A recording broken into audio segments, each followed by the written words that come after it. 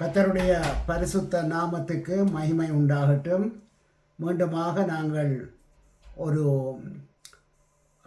Bible ஸ்டடிக்கு கடந்து வந்திருக்கிறோம். ஒரு ஜெபத்தோட கூட நாங்கள் நேரடியாக ஆரம்பிக்க போகிறோம்.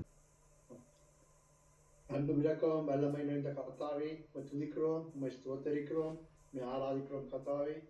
இந்த வேளையிலும் உம்மை துதிக்கிற தயவுக்காக முதற்க நன்றி கூறுகிறேன் கர்த்தாவே. இந்த இடத்திலும் நாங்கள் அனைவரும் ஒன்று கூடி உமது நாமத்தை துதிக்கவும் உமது வேத வசனத்தை நாங்கள் இந்த வேளையிலே படிக்கவும் தந்த தயவுக்காக முதற்க நன்றி கூறுகிறேன் கர்த்தாவே. விசேஷமாக சகோதரன் எட்வினையும் ஆசீர்வதியும் அவருடைய உள்ளத்திலே அல்ல, அவர் தேவனுடைய வார்த்தையை அவர் கொடுக்க இருக்கின்ற அந்த வேத வார்த்தையும் அந்த வேதாகம விளக்கத்தையும் நமக்கு தந்து நாங்கள் அதன்படி நடக்க அதை கற்றுக்கொள்ள நமக்கு தந்த சலாக்கியத்துக்காக நமக்கு நன்றி கூறுகிறேன் கர்த்தாவே. வந்திருக்கின்ற ஒவ்வொரு குடும்பங்களையும் பிள்ளைகளையும் சகோதர சகோதரிகளையும் ஆசீர்வதியும் அவர்களும் இந்த வேதாகம கல்வியை கற்று இன்னும் அநேகருக்கும் மற்றவர்களுக்கும் சத்தியம் உள்ளவர்களாகவும் சாட்சி உள்ளவர்களாகவும் வாழக்கூடிய விதமாக அவர்கள் இந்த வேதாகம படிப்பில் கலந்து கொண்டு அதன் பயனை பெற நீங்கள் அவர்களுக்கு நல்ல வல்லமையை கொடுக்க வேண்டும் என்று துதிக்கிறேன் கர்த்தாவே. இவ்விதமாக எங்களுடைய ஒவ்வொருவரும் கூட இருந்தாலும் எங்களை வழிநடத்தும், இந்த படிப்பிலும் கூட இருந்து எங்களை வழிநடத்தி நல்ல காரியங்களை கர்த்தருக்குரிய காரியங்களை நாங்கள் செய்யவும் அதன்படி எங்கள் வாழ்க்கையில் பின்பற்றி நடக்கவும் நமக்கு நல்ல சலாக்கியத்தை தர வேண்டும் என்பதை துதிக்கிறேன் கர்த்தாவே. எல்லாவற்றையும் இயேசு கிறிஸ்துவின் நாமத்தில் கரம் கூப்பி கேட்கின்றேன். ஆமென், ஆமென், ஆமென். நாங்கள் வேத பாடத்துக்காக கடந்து செல்ல போகிறோம். ஆண்டவரே காத்துக்கொள்ளும், வழி நடத்தும். பரிசுத்த ஆவியானவர் நீர் வழி நடத்தும். வர வேண்டிய பிள்ளைகளை சீக்கிரமாக அழைத்து வாரும். உம்முடைய கரத்திலே சகலத்தையும் ஒப்புக் கொடுக்கிறேன். இயேசுவின் நாமத்தில் பிதாவே, ஆமென். நாங்கள் இன்றைய நாள் மீண்டுமாக இந்த வேத பாடத்துக்குள்ளே கடந்து போகிறோம். நாங்கள் தொடர்ந்தும் இந்த சிருஷ்டிப்புக்கின் கீழே கற்றுக்கொண்டு வருகிறோம். சிருஷ்டிப்பு என்பதை குறித்து நாங்கள் முதலாவது வேத பாடத்திலே பார்த்தோம். ஆதியிலே தேவன் வானத்தையும் பூமியையும் உண்டாக்கினார். முதலாவது சிருஷ்டிப்பு கிரியேஷன் என்று பார்த்தோம். அந்த உருவாக்கின அந்த பூமியானது ஒழுங்கின்மையும் வறுமையும் இருளுக்குள்ளே இருந்தபடியால் ஆதியாகமம் 1 அதிகாரம் 3 வசனத்திலே மீண்டும் அதை சிருஷ்டிக்க வேண்டிய நிலைமையிலே தேவன் மீண்டும் அதை சிருஷ்டித்தார் என்று பார்த்தோம். அதை ரீக்ரியேஷன் என்று நாங்கள் பார்த்தோம். அதனைத் தொடர்ந்து மூன்றாவதாக நாங்கள் சிருஷ்டிப்பு, மூன்றாவது ஒரு சிருஷ்டிப்பை பார்க்க வந்தோம். அந்த சிருஷ்டிப்பு தான் புதிய சிருஷ்டி. அப்படிப்பட்ட அந்த தேவன் மீண்டும் உருவாக்கின உலகம், அந்த பூமியானது மீண்டும் பாவத்துக்குள்ளேயும் மிகவும் கொடியதாய் மாறின போது, பாவம் கூடின போது, அந்த பாவத்திலிருந்து எங்களை மீட்டு கொள்ளும்படியாக ஆண்டவராகிய இயேசு கிறிஸ்து இந்த பூமியிலே வந்து பிறந்து எங்களுக்காக மரித்தார். அதன்படி நாங்கள் என்ன செய்கிறோம்? புது சிருஷ்டியாய் மாறினோம். அந்த புது சிருஷ்டி என்பதுக்குள்ளே நாங்கள் கடந்த வாரத்திலே அநேக காரியங்களை கற்றிருந்தோம். நாங்கள் அதை முடிக்க முடியாமல் போயிருந்தது. அதனுடையால் தொடர்ந்தும் இந்த நாளிலே அதை தொடர்ந்தும் பார்க்கிறோம். நாங்கள் எபேசியர் 4 அதிகாரம் 17 வசனத்திலிருந்து 20 வசனம் வரையும் கடந்த வாரத்திலே வாசித்து நாங்கள் பார்த்திருந்தோம். சரியான விளக்கங்கள் அதிகமாய் பார்க்கவில்லை. கொஞ்சம் வேகமாக கடைசி நேரத்தில் போனபடியால் மீண்டும் அந்த பகுதியை வாசித்து நாங்கள் கடந்து செல்லுவோம். எபேசியர் 4:17 இருந்து 20 வரை. எஃபீசியன்ஸ் chapter 4 verses 17 to 20. எபேசியர் 4:17 20 வரை. ஆதலால் கர்த்தருக்குள் நான் உங்களுக்கு சாட்சியாக சொல்லி எச்சரிக்கிறது என்னவெனில், மற்ற புறஜாதிகள் தங்கள் வீணான சிந்தையிலே நடக்கிறது போல நீங்கள் இனி நடவாமல் இருங்கள். அவர்கள் புத்தியில் அந்தகாரப்பட்டு தங்கள் இருதய கடினத்தினால் தங்களில் இருக்கும் அறியாமையினாலே தேவனுடைய ஜீவனுக்கு அந்நியராய் இருந்து உணர்வில்லாதவர்களாய் சகலவித அசுத்தங்களையும் ஆவலோடு நடப்பிக்கும்படி தங்களை காம விகாரத்திற்கு ஒப்பு கொடுத்திருக்கிறார்கள். நீங்களோ இவ்விதமாய் கிறிஸ்துவை கற்றுக்கொள்ளவில்லை. கர்த்தருக்கு பிரியமானவர்களே, நாங்கள் கிறிஸ்தவர்களாக இருக்கிறவர்கள், மீண்டும் பிறந்தவர்கள் என்று சொல்லுகிற born again கிறிஸ்டியன்ஸ், வேதம் சொல்லுகிறது நீங்கள் இவ்விதமாய் கற்றுக்கொள்ளவில்லை. மிகவும் வேதனையான ஒரு அனுபவம் தான். என்னென்று சொன்னால், இங்கே கிறிஸ்தவர்கள் என்று சொல்லுகிற அநேகர், முன்னிலையில் நிற்கிறவர்கள், ஊழியர்கள், மூப்பர்கள், சபையை வழிநடத்துகிறவர்கள், அல்லது ஆராதனை வீரர்கள், வாலிப பிள்ளைகள், பாடல்கள் பாடுகிறவர்கள் எல்லாரும் என்ன செய்கிறாங்க? அவங்க பாடி ஒரு அபிஷேகத்தை அல்லது அவர்கள் ஆராதனைக்குள்ள ஒரு அபிஷேகத்தை கொண்டு வர அவர்கள் முயற்சிக்கிறார்கள். ஆனாலும் வேதம் சொல்லுகிறது, நாங்கள் மற்றவர்களைப் போல் நடவாதிருங்கள். நாங்கள் மற்றவர்கள் என்று இங்கே சொல்லப்படுகிறது, ரட்சிக்கப்படாதவர்கள், புதிய சிருஷ்டியாய் மாறாதவர்களைப் போல் நடக்காமல் இருங்கள். ஏனென்றால் நாங்கள் இப்படி முன்னணியான காரியங்களை செய்கிற போது நாங்கள் என்ன செய்கிறோம்? நாங்கள் எங்களுடைய அறியாமையினாலே நாங்கள் தேவனுடைய ஜீவனுக்கு அங்கே இருக்கிறோமாம் அந்நியராயிருக்கிறோம். அப்போ தேவனுடைய ஜீவனோடு ஐக்கியம் இல்லாமல் நாங்கள் இப்படிப்பட்ட தேவ ஊழியங்களை செய்கிற வேளையிலே அங்கே ஆசீர்வாதம் காணப்பட மாட்டாது, அங்கே அபிஷேகம் காணப்பட மாட்டாது. ஆனபடியினாலே நாங்கள் ஒவ்வொருவரும் புதிய சிருஷ்டியாய் முதலாவது மாற வேண்டும். முதலாவது நாங்கள் புதிய சிருஷ்டியாய் மாறினால்தான் அதற்கு பின்பாகத்தான் இந்த ஊழியங்களில் உள்ள எங்களுடைய ஒவ்வொரு காரியத்திலும் எங்களுக்கு ஒரு ஆசீர்வாதம் வரும். அதில் அழகாய் சொல்லுகிறது, எங்களுடைய பிரச்சனை இன்னதென்று நாங்கள் உணர்வில்லாதவர்களாய் இருக்கிறோம். எங்களுடைய புத்தியிலே நாங்கள் அந்தகாரப்பட்டு இருள்பட்டிருக்கிறோம், இருதய கடினம் உள்ளவர்களாய் இருக்கிறோம். நாங்கள் எல்லாம் ஆண்டவருக்கென்று ஏதோ ஒன்றை செய்ய வேண்டும் என்று வாஞ்சையாய் இருக்கிறோம், விருப்பமாய் இருக்கிறோம், ஊழியங்களை செய்கிறோம். ஆனாலும் என்ன செய்வது? நாங்கள் எங்களுடைய அறியாமையிலிருந்து வெளியே வருவதில்லை. எங்களுடைய இருதய கடினங்களிலிருந்து நாங்கள் வெளியே வர எங்களுக்கு விருப்பம் இல்லை. ஏனென்றால் எங்களுக்கு அறியாமை. என்னில் இருக்கும் ஆவி சரியான ஆவி என்று நாங்கள் எப்போதும் எங்களை நியாயப்படுத்தி கொள்ளுகிறோம். நாங்கள் யாரையோ ஒருவரை, நாங்கள் இன்னொருவரை நாங்கள் என்ன ரோல் மாடலாக நாங்கள் வைத்து நாங்கள் எங்களுடைய ஆவிக்குரிய வாழ்க்கையோடு பார்க்கிறோம். ஆனால் அந்த ரோல் மாடல் இயேசு கிறிஸ்துவாய் இருக்க வேண்டும் என்பதை நாங்கள் நினைப்பதில்லை.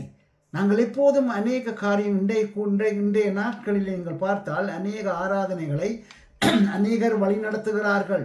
வாலிபர்கள் முன்னுக்கு வருகிறது நல்லது, ஆனாலும் அநேக காரியங்கள் செய்கிறார்கள். ஆனால் அவர்களுடைய சாட்சி அவர்களுக்குள்ளே இல்லை. தன்னுடைய குடும்பத்தை ஒழுங்காய் நடத்தாதவர்கள் அநேகர் இன்றைக்கு குடும்பத்தோடு, மனைவியோடு, பிள்ளைகளை சரியாய் நடத்தாமல் ஆனால் சபைகளை நடத்துகிறதிலே ஆர்வம் காட்டிக் கொண்டிருக்கிறார்கள். ஆனபடியால் கர்த்தருக்கு பிரியமானவர்களே, அந்த சரீரமானது பாவத்துக்குள் இருக்கிற போது கர்த்தருடைய சித்தத்தையும் கர்த்தருடைய திட்டத்தையும் நாங்கள் எப்படி செய்தாலும் அது எங்களுக்கு எந்த ஆசீர்வாதத்தையும் தராது. ஆனபடியால் புதிய சிருஷ்டி என்று சொல்லுகிறது, நாங்கள் ஒரு ஞானஸ்ஞானத்தோடு அநேகமாய் இணைத்து வைத்திருக்கிறோம். ஒருவர் ஞானஸ்ஞானம் எடுத்தால் அதை ரட்சிக்கப்பட்டார் என்று நாங்கள் தீர்மானம் பண்ணுகிறோம். ஞானஸ்ஞானத்துக்கும் ரட்சிப்புக்கும் எந்த விதமான சம்பந்தமும் கிடையாது. ஞானஸ்ஞானம் என்பது ஒரு நீதி, ரட்சிப்பு என்பது உள்ளான மனுஷனுக்குள் நிறைவேற வேண்டிய அநேக காரியங்கள், ஆண்டவரோடு செய்ய வேண்டிய காரியங்கள், ஆவி ஆத்துமாவிலே வருகிற மாறுதல். ஞானஸ்ஞானம் என்பது சரீரத்திலே நாங்கள் வெளியிலே ஆண்டவருடைய நீதியை செய்தோம் என்பதை காண்பிக்கிற ஒரு காரியம். எபேசியர் 4ஆம் அதிகாரம் 21ஆம் வசனத்திலிருந்து வாசிப்போம். Ephesians chapter 4 verses 21 through 27. எபேசியர் 4:21 தொடக்கம் 27 வரை. இயேசுவினிடத்தில் உள்ள சத்தியத்தின்படியே நீங்கள் அவரிடத்தில் கேட்டறிந்து அவரால் போதிக்கப்பட்டிருக்கிறீர்களே. நாங்கள் இப்ப இது புதிய மனுஷனை பற்றி குறித்து சொல்றாங்க. இயேசுவினுடைய சத்தியத்தை நீங்கள் போதிக்கப்பட்டு கேட்டறிந்திருக்கிறீர்களே. அந்தபடி முந்தின நடக்கைக்குரிய மோசம் போகும் இச்சைகளாலே கெட்டு போகிற பழைய மனுஷனை நீங்கள் களைந்து போடுங்கள். பாருங்க, அந்த வசனத்தை பாருங்கள். களைந்து போடுங்கள். களைந்து போடுங்கள்னா உங்களுக்கு அது ஓரளவுக்கு விளங்க வேணும். ஃபுல்லாக கலட்டி விடுகிறது. களைந்து உடுப்பை களைந்து போடுங்கன்னா அந்த உடுப்பில் கொஞ்சம் ஒட்டி கொண்டு நிற்காது, டோட்டலாக கலட்டி போட்டு புதிய உடுப்பை மாற்றுறது. அதே மாதிரி அந்த பழைய மனுஷனை என்ன செய்யட்டாம்? களைந்து போடட்டாம். உங்கள் உள்ளத்திலே புதிதான ஆவி உள்ளவர்களாகி மெய்யான நீதியிலும். மெய்யான நீதி பாருங்க, புதிதான ஆவி எங்களுக்குள்ளே வரும்போது ஒரு மெய்யான நீதி வருகிறது. அடுத்தது பரிசுத்தம் வருகிறது. தேவனுடைய சாயலாக சிருஷ்டிக்கப்பட்ட புதிய மனுஷனை தரித்துக் கொள்ளுங்கள். இப்ப புதிய மனுஷன் எப்படி இருப்பானாம்? தேவனுடைய குணாதிசயம் உள்ளவனாய் இருப்பான், நீதி உள்ளவனாய் இருப்பான், பரிசுத்தம் உள்ளவனாய் இருப்பான், தேவனுடைய சாயல் உள்ளவனாய் இருப்பான். வாசிப்பான். அன்றி நாம் ஒருவருக்கொருவர் அவயவங்களாக இருக்கிறபடியால் பொய்யை களைந்து அவனவன் பிறருடனே மெய்யை பேச கடவன். நீங்கள் கோபம் கொண்டாலும் பாவம் செய்யாதிருங்கள். சூரியன் அஸ்தமிக்கிறதுக்கு முன்னதாக உங்கள் எரிச்சல் தனிய கடவது. பிசாசுக்கு இடம் கொடாமல் இருங்கள். இப்போ பாருங்க, இவ்வளவு காரியமும் ஒரு புதிய சிருஷ்டியானால் இவ்வளவும் இருக்க வேண்டும். ஆனால் நாங்கள் என்ன செய்கிறோம்? புதிய சிருஷ்டியாய் மாறினோமா? எங்களுக்குள்ளே இவ்வளவு குணாதிசயம் இருக்கிறதா? எங்களுடைய ஆவி ஆத்துமா எப்படி காணப்படுகிறது? எங்களுடைய ஆவி எப்போது மரித்து போகிறதோ அன்றைக்கே எங்களுடைய ஆத்துமா கீழ்ப்படியாமைக்குள்ளே போய்விடும். ஆவி மரிக்கிறது என்று சொன்னால் என்ன காரியம்? தேவனுடையத்தில் இருக்கிற ஐக்கியத்தை விட்டு ஆவி எப்போ விலகுதோ அன்றைக்கு என்ன நடக்கும்? ஆத்துமா கீழ்ப்படியாமைக்கு போய்விடும். அப்போ என்ன செய்யும்? ஆத்துமா தன்னுடைய சுய சித்தத்தை அல்லது மாம்ச சித்தத்தை அது கிரியையாய் மாற்ற ஆரம்பிக்கும். அப்போ சாத்தானுடைய வல்லமை அங்கே என்ன செய்யும்? பெரிதாகும். சாத்தானுடைய வல்லமையின் இன்னொரு வடிவத்தை நீங்கள் பார்க்க வேணுமா இருந்தால் லிவியாதான் என்று சொல்லப்படுகிற இதுவும் ஒரு வகையான சாத்தான். இந்த சாத்தான் நீங்கள் யோபுவின் புஸ்தகம் இப்போ வாசிக்க நேரம் இல்லை, நீங்கள் யோபுவின் புஸ்தகம் 41 அதிகாரத்தை நாளைக்கு எடுத்துருக்கா வாசியுங்க. காலம் எடுத்து முழுக்க ஒருக்கா வாசித்து பாருங்க. வாசிக்கிற வேளையிலே ஒவ்வொரு ஃபுல் ஸ்டாப்பாக இந்த குணாதிசயம் எனக்கு இருக்குதா, இந்த குணாதிசயம் எனக்கு இருக்குதா, இதில் சொல்லப்படுற ஒவ்வொரு குணாதிசயம் ஸ்டாப் பண்ணி இது எனக்கு இருக்குதா என்று உங்களை நீங்கள் செக் பண்ணி கொள்ளுங்க.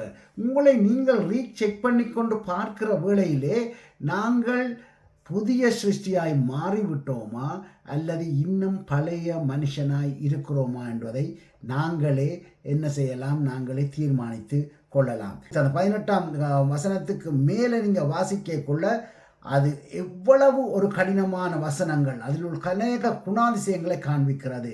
அதில் சொல்லுது, அதனுடைய வாயிலிருந்து, அது ஒரு சர்ப்பத்தை போல, லிவியாதான் என்றது ஒரு சர்ப்பத்தை போல இருக்கும், அதனுடைய வாயிலிருந்து அக்கினி பந்தங்கள் புறப்படுமாம். அக்கினி பந்தங்கள் என்றால் அக்கினி பொறி பறக்கும். அந்த வாயில் நீங்கள் இப்போ கண்டிருப்பீங்க, ட்ராகன் என்று படங்கள் இருக்கிறாங்க. இந்த இதில் சொல்லப்பட்ட காரியங்கள் தான் அந்த ட்ராகனாக சொல்லப்படுகிறது. சிலர் பேச்சிலே அந்த அக்கினி வெளியிலே வரும், சிலர் பேசும்போது அக்கினி பந்தங்களாக புறப்படும், அது சுட்டெரிக்கும் மற்றவர்களை. அதே மாதிரி சிலருடைய நெஞ்சு கல்லை போல் இருக்குமாம், கடினமாயிருக்கும். அது ஆனபடியினாலே அங்கே சொல்லப்பட்ட காரியங்களை நாங்கள் பார்த்தால் அவர்களுக்கு இரும்பு ஒரு வைக்கோலை போல இருக்கும். இரும்பு அவ்வளவு கடினமான இரும்பு அவர்களுக்கு எப்படி இருக்குமாம்? வைக்கோலை போல் இருக்குமாம். வெண்கலத்தை என்ன செய்வாங்களாம்? உளுத்த உக்கி போன மரத்தை போல நினைப்பாங்களாம். வெண்கலம் என்றால் அவ்வளவு கடினமான ஒரு உலோகம். யாருக்கு? இந்த லிவியாதான் என்ற குணாதிசயம் கொண்ட, இந்த பிசாசின் குணாதிசயம் கொண்ட. ஒரு வசனத்தை மாத்திரம் வாசிப்போம். யோபு 41ஆம் அதிகாரம் 34ஆம் வசனத்தை மாத்திரம் வாசிப்போம். அது மேட்டிமையானது எல்லாம் அற்பமாய் எண்ணுகிறது. அது மேட்டி பாருங்க, ஒரு லிவியாதான் என்று சொல்றது சாத்தானுடைய குணம். அந்த சாத்தானுடைய குணம்தான் பழைய மனுஷனாகிய எங்களுக்குள்ளே இருக்கிறது. இந்த பழைய மனுஷன், இந்த குணாதிசயம் மாற வேண்டும், நாங்கள் புதிய சிருஷ்டியாய் மாற வேண்டும் என்பதுதான் கர்த்தருடைய சித்தம். அதுக்காகத்தான் இயேசு இந்த பூமிக்கு வந்தார். அது என்ன மாதிரி இருக்குமா? வாசிப்போம், திருப்பி தொடங்குங்க. யோபு 41:34. அது மேட்டிமையானதெல்லாம் அற்பமாய் எண்ணுகிறது. மேட்டிமையானதெல்லாம் அற்பமாய் எண்ணுமாம். அது அகங்காரமுள்ள ஜீவனுக்கெல்லாம் ராஜாவா. அது அகங்காரமுள்ள ஜீவன், மேட்டிமையுள்ள ஜீவன் எல்லாத்துக்கும் ராஜா. யாரு? இந்த சர்ப்பம், இந்த பிசாசு, லிவியாதான். இது ஒரு பழைய மனுஷனின் ஒரு குணாதிசயம். He is the king over all the children of pride என்று இங்கிலீஷ்ல சொல்லப்படுது. பெருமை உள்ள எல்லா பிள்ளைகளுக்கும் இவன் தான் ராஜாவாம். அப்ப யார் இது? பரிசுத்த பவுல் இதை யாரை குறித்து சொல்றார் என்றால், தன்னை குறித்து, அப்போஸ்தலரை குறித்து, எல்லா சுவிசேஷர்களை குறித்து, எல்லா ஊழியர்களை எல்லாரையும் குறித்து, நாங்கள் எல்லாரும், பவுல் சொல்லக்குள்ள நாங்கள் எல்லாரும் எங்களுடைய அறியாமையின் காலத்திலே எப்படி இருந்தோம். எபேசியர் 2:3 இதை சொல்லப்படுகிறது. பரிசுத்த பவுல் சொல்லும் போது வாசிச்சு பாருங்க. எபேசியர் 2:3. எபேசியர் 2:3 அவர்களுக்குள்ளே நாம் எல்லாரும் முற்காலத்திலே நமது மாமிச இச்சையின்படி நடந்து நமது மாமிசமும் மனசும் விரும்பினவர்களை செய்து சுபாவத்தினாலே மற்றவர்களைப் போல கோபாக்கினையின் பிள்ளைகளாய் இருந்தோம். அப்ப யார் எல்லாரும் சொல்லுகிறார்? நாம் எல்லாரும். நாம் எல்லாரும் யாரை சொல்றார்? பவுல் தன்னையே சொல்லுகிறார். நானும் மற்ற அப்போஸ்தலர்கள் நாங்கள் எல்லாரும், இதை கேட்டுக்கொண்டிருக்கிற நீங்கள் எல்லாரும், நாங்கள் எல்லாரும் எப்படி இருந்தோமாம்? கோபாக்கினையின் பிள்ளைகளாய் இருந்தோம். எங்களுடைய அதொரு அறியாமையின் காலம். பழைய மனுஷனுடைய காலத்தை அறியாமையின் காலமாய் எடுத்துக்கொள்ள வேண்டும். இயேசு கிறிஸ்துவை அறியவில்லை, அவருடைய இரட்சிப்பை அறியவில்லை, அவருடைய மன்னிப்பை அறியவில்லை, அவருடைய கிருபையை நாங்கள் அறியவில்லை. ஆனபடியினாலே கர்த்தருக்கு பிரியமானவர்களே, அறியாமையின் காலத்திலே நாங்கள் அப்படி நடந்தோம். ஆனால் நாங்கள் இப்போது அறிந்து கொண்டோம். நாங்கள் இப்போது புதிய சிருஷ்டியாக இயேசு கிறிஸ்து வந்தார் என்பதை அறிந்து கொண்டோம். அந்த இயேசு கிறிஸ்து புதிய சிருஷ்டி என்றால் எப்படி என்பதை இப்போது பார்ப்போம். இதுவரை நாங்கள் பழைய சிருஷ்டியை குறித்து பார்த்தோம். புதிய சிருஷ்டி என்றால் எப்படி இருக்க வேண்டும், எப்படி இருக்கும்? யோவான் 20:19 22 வரை. John chapter 20 verses 19 through 22. 20:19 வரை. வாரத்தின் முதல் நாளாகிய அன்றைய தினம் சாயங்கால வேளையிலே சீஷர்கள் கூடியிருந்த இடத்தில் யூதர்களுக்கு பயந்ததினால் கதவுகள் பூட்டி இருக்கையில் இயேசு வந்து நடுவே நின்று உங்களுக்கு சமாதானம் இது எப்ப நடந்தது? வாரத்தின் முதல் நாள். அப்ப இயேசு கிறிஸ்து உயிரோடு எழுந்தது எப்ப? வாரத்தின் முதல் நாள். அதே நாள் அங்கே என்ன நடக்கிறது? இயேசு கிறிஸ்து வந்து நிற்கிறார். அவருடைய கையிலே காலிலே எல்லாம் என்ன இருக்காம்? காயங்கள் இருக்கிறது. விழாவிலே காயம் இருக்கிறது. வாசிப்போம் தொடர்ந்து 22 வரையும். அவர் இப்படி சொல்லி தம்முடைய கைகளையும் விழாவையும் அவர்களுக்கு காண்பித்தார். சீஷர்கள் கர்த்தரை கண்டு சந்தோஷப்பட்டார்கள். மறுபடியும் அவர்களை நோக்கி, உங்களுக்கு சமாதானம் உண்டாவதாக. பிதா என்னை அனுப்பினது போல நானும் உங்களை அனுப்புகிறேன் என்று சொல்லி அவர்கள் மேல் ஊதி பரிசுத்த ஆவியை பெற்றுக் கொள்ளுங்கள். ஆமென். நல்லா கவனித்துக் கொள்ளுங்கள். இந்த இடத்திலே இயேசு என்ன செய்கிறார்? இயேசு உயிரோடு எழுந்த நாள், முதலாம் நாள் காலையிலே அங்கே பயந்து போய், யூதர்களுக்கு பயந்து ஒழிச்சிருக்கிறாங்க. ரோம சாம்ராஜ்யத்துக்கு பயந்து சீஷர்கள் அறையில் ஒழிச்சிருக்கிறாங்க. இந்த அறையில் ஒழிச்சிருக்கிற அறைக்குள்ளே கதவு பூட்டி இருக்கக்குள்ள உள்ளுக்குள்ளே வந்துடுவார். அவர் உள்ளுக்குள்ளே வந்து சமாதானம் என்று சொன்னார். உங்களுக்கு சமாதானம் என்று சொல்லி ஆண்டவர் என்ன செய்கிறார்? அங்கே ஆதியாகமத்திலே நாங்கள் பார்த்தோம். சிருஷ்டிப்பிலே ஆதியாகமத்திலே ஆண்டவர் மண்ணினாலே ஒரு மனுஷனை உருவாக்கி அவனுடைய நாசியிலே சுவாசத்தை, தன்னுடைய சுவாசத்தை ஊதின போது அந்த மனுஷன் ஜீவ ஆத்மாவானான் என்று பார்க்கிறோம். ஜீவ சுவாசத்தை ஊதினார். அதே காரியம் அங்கே செய்யப்பட்ட பழைய ஏற்பாட்டில் செய்த அதே காரியத்தை புதிய ஏற்பாட்டில் புதிய சிருஷ்டியாக ஒரு மனுஷனை உருவாக்க வேண்டுமா இருந்தால், நாங்கள் எல்லாம், பவுல் என்ன சொல்கிறான்? நாங்கள் எல்லாம் மற்றவர்களைப் போல கோபாக்கினையின் பிள்ளைகளாய் இருந்தோம். இந்த கோபாக்கினையின் பிள்ளைகள் எப்படி புது சிருஷ்டியாய் மாறினார்கள் என்றால், ஆண்டவராகிய இயேசு கிறிஸ்து, அந்த இயேசு கிறிஸ்து மரித்து உயிரோடு எழுந்து அவர் ஜெயம் கொண்டவராய் வந்து இந்த காவலிருந்து பயந்து காவல் இருக்கிறாங்க, பயத்தோட தேவனை நோய் காத்திருக்கிறவர்களுக்கு மேலே என்ன செய்தாராம்? தன்னுடைய சுவாசத்தை ஊதினார். அப்ப அங்கேயும் ஊதினார், இங்கேயும் ஊதினார். அங்கேயும் சிருஷ்டிக்கப்பட்டது மனுஷன் ஜீவ ஆத்துமாவானான். இங்கே பழைய மனுஷன் புதிய சிருஷ்டியாய் மாறுகிறான். இயேசு கிறிஸ்துவின் சுவாசம் எங்களுக்குள்ளே வந்தால்தான் நாங்கள் நியூ கிரியேஷன். நாசியிலே அவருடைய சுவாசம் ஊதப்பட்டு வர வேண்டும். இங்கே இயேசு கிறிஸ்து இந்த பூமியிலே பிறந்து வளர்ந்து வாழ்ந்து சிலுவையிலே பட வேண்டிய அத்தனை உபத்திரவங்களையும் பட்டு சிலுவையில மரித்து கல்லறையில கொண்டு போய் அடக்கம் பண்ணப்பட்டு 3ஆம் நாள் உயிரோடு எழுந்து வந்து நிற்கிறார். அப்படிப்பட்ட இயேசு கிறிஸ்து பரிசுத்த ஆவியை, தேவனுடைய ஆவியை ஊதினார் என்று பார்க்கிறோம்.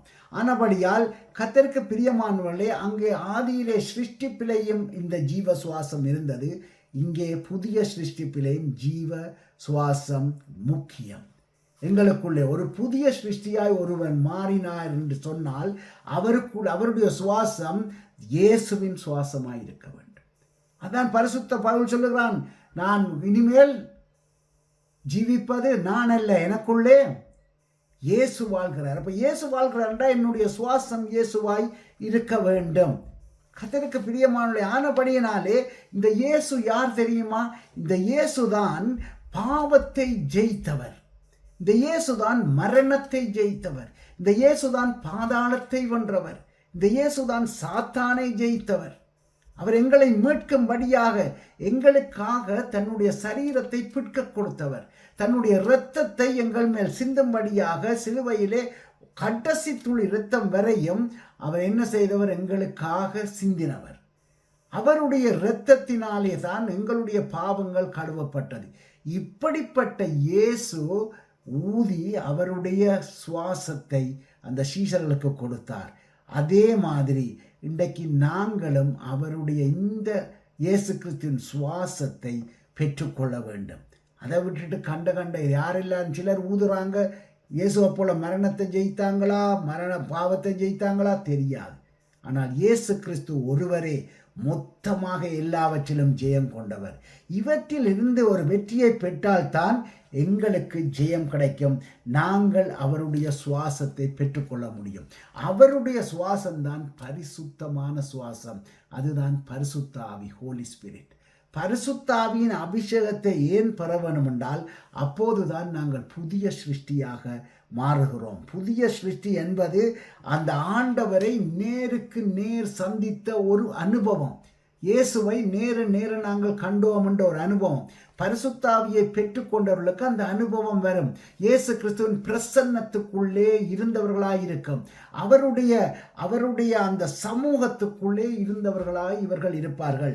ஆனபடியினாலே ஆவியை கொண்டவர்கள் இயேசு கிறிஸ்துவின் இரத்தத்தினாலே மீட்கப்பட்டவர்கள், இரட்சிப்பை பெற்றவர்கள், மீண்டும் பிறந்தவர்கள், புதிய ஒரு சிருஷ்டியாக மாறினவர்கள். கர்த்தருக்கு பிரியமானவர்களே, ஆனபடியினாலே நாங்கள் இன்னொரு வசனத்தை வாசிப்போம். 2 கொரிந்தியர் 5ஆம் அதிகாரம், 2 Corinthians chapter 5 verses 17 through 18, 17-18 வசனங்கள்.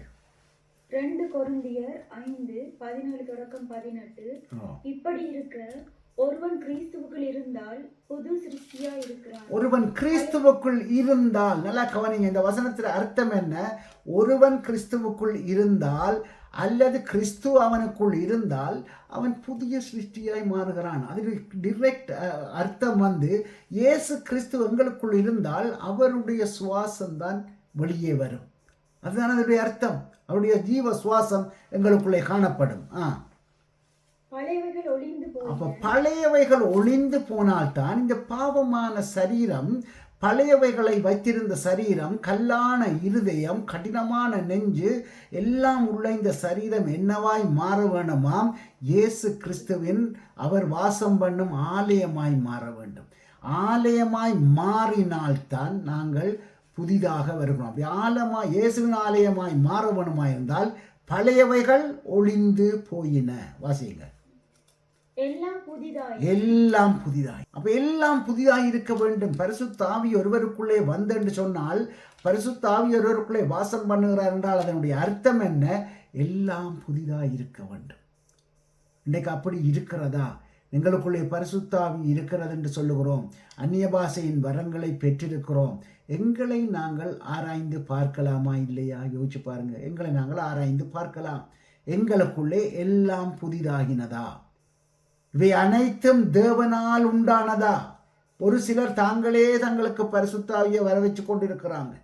ஒரு சிலர் தாங்களே தங்களை உயர்த்தி கொண்டிருக்கிறார்கள். அடுத்த வசனம் என்ன சொல்லுது? எல்லாம் என்ன? இவைகள் அனைத்தும்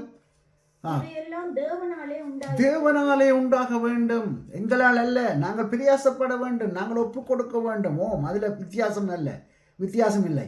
ஆனால் எல்லாம் புதிதான ஒரு அனுபவம். It is not partly new beginning. It's totally new beginning என்று சொல்லப்படும். டோட்டலாக ஒரு புதிய சிருஷ்டியாய் மாற வேண்டும். போர்ன் அகெயின் என்று சொன்னால் மறுபடியும் பிறத்தல் என்பது முற்றாக பிறக்கிறது, அறவாசி அல்ல. தேவனுக்குள்ளாக ஒரு நடைபெறும் ஒரு அனுபவம் தான் மறுபடி பிறக்கிறது. இயேசு கிறிஸ்துவை 18ஆம் வசனம் வாசிங்க இன்னொருக்கா. அவர் இயேசு கிறிஸ்துவை கொண்டு நம்மை தம்மோடே ஒப்புரவாக்கி. அவர் நம்மை தம்மோடு, நல்லா கவனிங்க, அவர் இயேசு கிறிஸ்துவை கொண்டு நம்மை தம்மோடு ஒப்புரவாக்கி. அப்ப அங்க என்ன நடக்கிறது? ஒப்புரவாமை ஒன்று இருந்திருக்குது. நாங்கள் பழைய மனுஷனாய் இருந்தால் தேவனோடு ஒப்புரவாய் இருக்க முடியாது. பழைய மனுஷன் ஒருபோதும் கர்த்தரோடு ஐக்கியமாய் இருக்க முடியாது. கர்த்தரோடு நான் ஐக்கியமாய் இருக்கிறேன் என்று சொன்னால் என்ன இருக்க வேண்டும்? புதிய மனுஷனாய் மாறி இருக்க வேண்டும். வாசிப்போம் தொடர்ந்து. ஒப்புரவாக்குதலின் ஊழியத்தை எங்களுக்கு ஒப்பு கொடுத்தார். அப்ப நாங்கள் முதலாவது தேவனோடு ஒப்புரவாகினால் மாத்திரம்தான், அதன் அர்த்தம் நாங்கள் புதிய மனுஷனாக புதிய சிருஷ்டியாக மாறினால்தான் இன்னும் ஒருவரை புதிய சிருஷ்டியாக ஒப்புரவாக்க முடியும். இப்ப திருப்பி ஒரு கவாசி இங்க வாய்ச்சது இந்த ஒப்புராக்குதலை வடிவா விளங்கும். இருக்க ஒருவன் கிறிஸ்துவுக்குள் இருந்தால் புது சிருஷ்டியா இருக்கிறான். பழையவைகள் ஒளிந்து போயின, எல்லாம் புதிதாயின. இவையெல்லாம் தேவனாலே உண்டாயிருக்கிறது. அவர் இயேசு கிறிஸ்துவை கொண்டு நம்மை தம்மோடே ஒப்புரவாக்கி ஒப்புரவாக்குதலின் ஊழியத்தை எங்களுக்கு ஒப்பு கொடுத்தார். ஒப்புரவாக்கும் ஊழியத்தை எங்களுக்கு ஒப்பு கொடுத்தார். அப்ப இதை நாங்கள் சரியாக சமாதானம் பண்ணுவது, பொருத்தம் பண்ணுவது, உடன்படிக்கை பண்ணுவது, பழைய மனுஷன் ஒளிந்தால்தான் இவைகளை செய்ய முடியும். ஒப்புரவாக்குதல், நாங்கள் இன்னும் தேவனோடு ஒப்புரவாகவில்லை என்றால், அதாவது புதிய சிருஷ்டியாக எவன் மாறுகிறானோ, எவனுக்குள்ளே தேவனுடைய அந்த சுவாசம் இயேசு கிறிஸ்துவின் ஜீவ சுவாசம் சுவாசிக்கப்படுகிறதோ அவன் தேவனோடு ஒப்புரவாகி விட்டான் என்ற அர்த்தம். அந்த தேவனோடு ஒப்புரவாகும் போது நாங்கள் என்ன செய்கிறோம்? மற்றவர்களை ஒப்புரவாக்குறவர்களாக, சமாதானம் பண்ணுறவர்களாக மாறுவோம். ஆனபடியால் நாங்கள் தேவனோடு ஒப்புரவாகாமல் சபையிலே ஒருவரை ஒப்புரவாக்கவோ, சமாதானம் உண்டாக்கவோ, புதிய உடன்படிக்கைகளுக்குள்ள கொண்டு வரவோ ஒருபோதமும் முடியாது. கர்த்தருக்கு பிரியமானது. ஆனபடியால் நாங்கள் என்னவாய் இருக்கிறோம்? நாங்கள் அவருடைய வாக்கு தத்தங்களை நாங்கள் சுதந்திரித்து கொள்ள முடியாத நிலைமையில் இருக்கிறோம். ஒப்புரவாகாவிட்டால், புதிய சிருஷ்டியாகாவிட்டால் நானும் நீங்களும் தேவனுடைய வாக்கு தத்தங்களுக்கு புறம்பானவர்களாயிருக்கிறோம். அதை சுதந்திரிக்க முடியாது. ஏனென்றால் நாங்கள் தேவனுடைய பிள்ளைகள் இல்லை. தேவனுடைய பிள்ளைகளுக்கு மாத்திரம்தான் அவர் சொன்ன வாக்கு தத்தங்கள் எல்லாம் ஆமென்றும் ஆமேன் என்றும் இருக்கும். ஆனபடியால் நாங்கள் எல்லாருக்கும் வேதத்தில் சொன்ன எல்லாம் கிடைக்கும் என்றால் இல்லை. அதற்கு நாங்கள் தேவனோடு ஒப்புரவாக வேண்டும். சாத்தானுடைய ஆளுகைக்குட்பட்டிருந்த எங்களுடைய பழைய மனுஷன் முற்றிலும் அதை களைந்து போட்டு இயேசு கிறிஸ்துவின் ஆளுகைக்குள்ளே நாங்கள் கடந்து வர வேண்டும். எங்களுடைய முழுமையான காரியம் இயேசு கிறிஸ்து. இதுதான் ஒரு புது சிருஷ்டி, இதுதான் ரட்சிப்பு. இனி ஜீவிப்பது நான் அல்ல, என்னில் இயேசு ஜீவிக்கிறார் என்று பவுல் சொன்னது போல நாங்கள் சொல்ல வேண்டும். என்னுள் இயேசு ஜீவிக்கிறார் என்றால் அதனுடைய அர்த்தம் பரிசுத்த ஆவியானவர் எனக்குள் வாசம் பண்ணுகிறார். அவன் தான் பரிசுத்தாவினால் வழி நடத்தப்படக்கூடியவன். அப்போ ரோமன் 8ஆம் அதிகாரம் 11ஆம் வசனம். Romans chapter 8 verse 11. ரோமர் 8:11. அன்றியும் இயேசுவை மரித்தோரிலிருந்து எழுப்பினவருடைய ஆவி உங்களில் வாசமாய். இயேசுவை மரித்தோரிலிருந்து எழுப்பினவருடைய ஆவி உங்களில் வாசமாய் இருந்தார். வாசம், தேவனுடைய ஆவி, அதான் பரிசுத்த ஆவி. பரிசுத்த ஆவி எங்களில் வாசமாய் இருந்தால் கிறிஸ்துவை மரித்தோரிலிருந்து எழுப்பினவர் உங்களில் வாசமாயிருக்கிற தம்முடைய ஆவியினாலே, உங்களில் வாசமாயிருக்கிற தம்முடைய ஆவியினால். எல்லாம் கவனிங்க. அப்ப கிறிஸ்து இயேசுவை உயிரோடு எழுப்பின பிதாவானவருடைய பரிசுத்த ஆவியானவர் உங்களிலே இருப்பாராயிருந்தால், அந்த கிறிஸ்துவை உயிரோடு எழுப்பின அந்த பரிசுத்த ஆவி, அதாவது தம்முடைய ஆவி, எங்களுடைய ஆவி அல்ல, பிதாவினுடைய ஆவி, பரிசுத்த ஆவி, தேவனுடைய ஆவியானவர் ஆவியினாலே சாவுக்கு சாவுக்கேதுவான உங்கள் சரீரங்களை உயிர்ப்பிப்பார். ஒரு காரியம் பரிசுத்த ஆவியானவர் செய்கிற ஒரு முக்கியமான வேலை, எங்களுடைய இந்த சரீரமானது சாவுக்கேதுவானது, மரணத்துக்கு ஏதுவானது. மண்ணிலிருந்து வந்தது மண்ணுக்கே திரும்பும் என்று சொல்லப்பட்டது. ஆனால் சாவுக்கேதுவான இந்த சரீரத்தை பரிசுத்த ஆவியானவர் உயிர்ப்பிப்பாராம். பரிசுத்த ஆவியானவர் உயிர்ப்பிக்க வேண்டும். பரிசுத்த ஆவியானவர் இல்லை என்றால் எங்களுக்குள்ளே என்ன இருக்கும்? நாங்கள் மாம்ச சிந்தை உள்ளவர்களாய் மாறிவிடுவோம். ஆவிக்குரிய சிந்தை எங்களுக்குள்ளே இருக்காது. ரோமர் 8ஆம் அதிகாரத்தின் 7ஆம் வசனத்திலிருந்து வாசிப்போம் 10ஆம் வசனம் வரையும். Romans chapter 8 7-10. ரோமர் 8:7-10. எப்படி என்றால் மாம்ச சிந்தை தேவனுக்கு விரோதமான பகை. அது தேவனுடைய நியாயப்பிரமாணத்துக்கு கீழ்ப்படிய கூடாமலும் இருக்கிறது. அப்ப மாம்ச சிந்தை உள்ளவர்கள் தேவனுடைய பிரமாணத்துக்கு கீழ்ப்படிய மாட்டார்கள். இன்றைக்கு அநேகர் பாருங்க, இவ்வளவோ சத்தியத்தை கேட்டாலும், சபையில் இவ்வளவு சத்தியம் போதிக்கப்பட்டாலும் கீழ்ப்படிய மாட்டார்கள் அந்த சத்தியத்துக்கு. காரணம் என்ன? அவர்களுக்குள்ள என்ன சிந்தை இருக்கிறது? மாம்ச சிந்தை இருக்கிறது. தேவ சிந்தை இல்லை என்று சொன்னால் மாம்ச சிந்தை. தேவ சிந்தை இல்லாதவர்கள் ஒரு நாள் கீழ்ப்படிய மாட்டார்கள். மாம்சத்துக்கு உட்பட்டவர்கள் தேவனுக்கு பிரியமாய் இருக்க மாட்டார்கள். மாம்சத்துக்கு உட்பட்டவர்கள் தேவனுக்கு பிரியமான எந்த ஒரு காரியத்தையும் செய்ய மாட்டார்கள். சபையை தாங்க மாட்டார்கள். சபைக்கு உரிய எந்த ஒரு காரியத்திலும் முன்னுக்கு வரமாட்டார்கள். சபையிலே எந்த ஒரு ஒத்தாசையாய் இருக்க மாட்டார்கள். ஒரு ஆத்ம பாரம் இருக்காது. தேவனுடைய ராஜ்யத்துக்கு செய்ய வேண்டிய ஒன்றையும் அவர்கள் செய்ய மாட்டார்கள். காரியம் என்ன? அவர்களுக்குள்ள என்ன இல்லையாம்? வாசிங்க. தேவனுடைய ஆவி உங்களில் வாசமாய் இருந்தால் நீங்கள் மாம்சத்துக்கு உட்பட்டவராய் இராமல் ஆவிக்குட்பட்டவராய் இருப்போம். கிறிஸ்துவின் ஆவி இல்லாதவன் அவருடையவன் அல்ல. கிறிஸ்துவுடைய ஆவி யாருக்குள்ள இல்லையோ அவன் கிறிஸ்துவினுடையவன் அல்ல. அப்ப நாங்க கிறிஸ்தவன் என்று சொல்லுகிறதே தவறு. கிறிஸ்துவின் ஆவியை உள்ளவர்கள் மாத்திரம்தான் கிறிஸ்தவர்கள். இன்றைக்கு நாங்கள் கிறிஸ்தவர்கள்னு சொல்லுகிறோம். இன்றைக்கு எத்தனையோ பேரை பார்த்து சொல்லுவோம், தேசங்களாக இஸ்ரவேல் தேசத்தை கிறிஸ்தவர்கள் என்று சொல்லுகிறோம். ஆனால் கிறிஸ்தவர்கள் இல்லை. ஏனென்றால் கிறிஸ்துவின் ஆவி இருக்க வேண்டும். ரைட். மேலும் கிறிஸ்து உங்களில் இருந்தால் சரீரமானது பாவத்தின் நிமித்தம் மரித்ததாயும், அது பாவத்திலே மரித்திருக்கும். பாருங்க, கிறிஸ்து எங்களுக்குள்ள இருந்தா எங்களுடைய சரீரம் பாவத்துக்கு மரித்திடும். ஆவியானது நீதியின் நிமித்தம் ஜீவனுள்ளதாயும் இருக்கும். ஆவி ஜீவனுள்ளதாயிருக்கும். பாவத்துக்கு சரீரம் மரித்திருக்கும். எங்களுடைய சரீரம் மரணம் அடையும் சரீரம்தான். ஆனால் ஒரு நாள் அது மண்ணுக்குள் போக வேண்டிய சரீரம் என்பது 100% உண்மை. ஆனால் இந்த சரீரம் என்ன செய்கிறது? அது உயிர் படையாத வண்ணமாக வருத்தங்கள், காலநிலைகள், சூழ்நிலைகள் எல்லாம் தாக்குகிறது. எங்களுடைய பாவங்கள் என்ன செய்கிறது? எங்களுடைய சரீரத்தை உயிர்ப்பிக்க விடாமல் அது மரிக்க பண்ணுகிறது. ஆனால் இந்த சரீரம் என்னவாய் இருக்கலாம்? கிறிஸ்துவுடைய ஆவி இருந்தால் இந்த சரீரம் தேவனுடைய ஆலயமாய் மாறலாம்.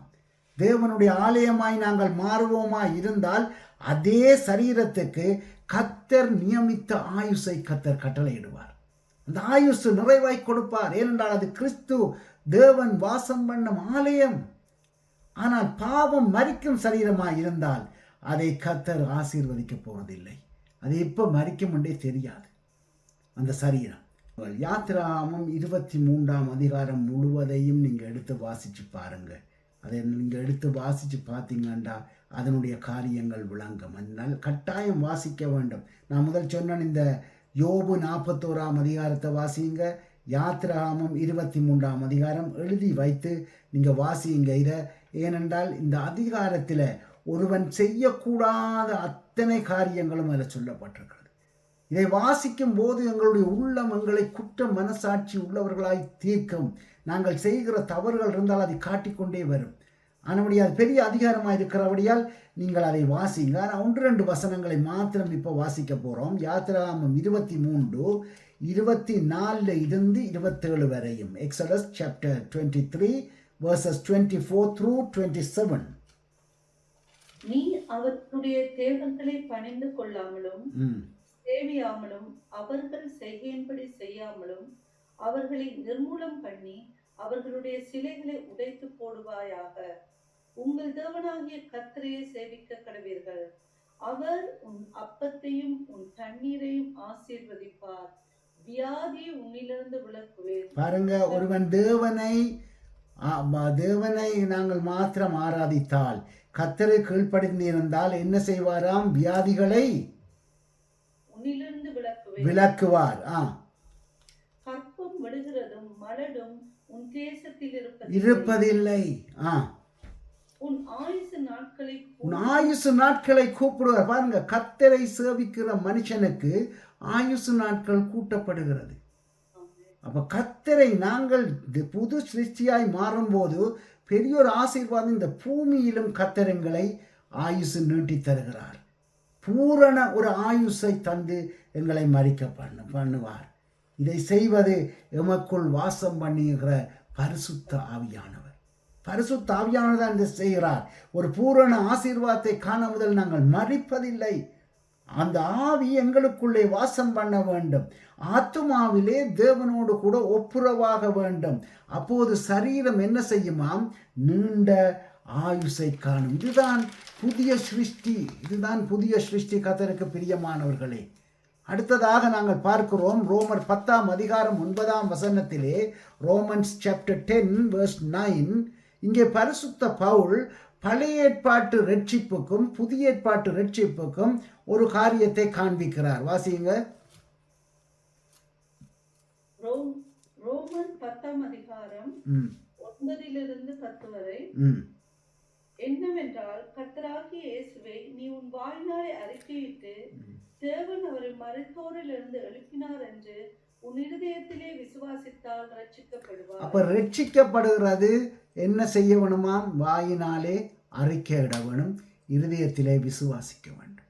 2 காரியங்கள் ரட்சிப்புக்குள்ளே வருது. சொன்னதெல்லாம் நாங்கள் பார்த்து இவ்வளவத்தையும் அறிஞ்சிட்டோம்னு வாயை மூடிட்டு இருந்தால் ரட்சிப்பு வராது. இருதயத்தில், உள்ளத்தில், வெளியில பிரயோசனம் இல்லை. இருதயத்தில் நீ விசுவாசிக்க வேண்டும்.